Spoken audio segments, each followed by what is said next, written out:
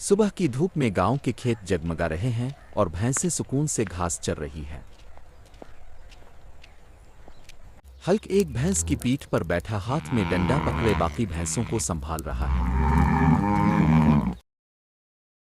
अचानक झाड़ियों में हलचल हुई और एक बैड़ा आहिस्ता आहिस्ता बाहर निकल आया।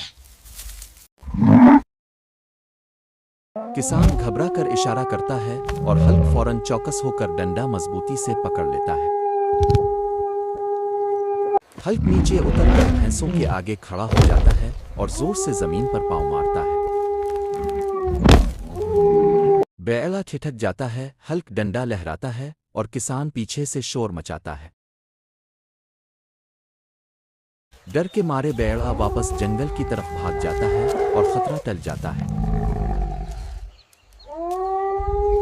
हल्क फिर भैंस पर बैठ जाता है, मुस्कुराता है और खेत दोबारा पुरसुकून हो जाते हैं।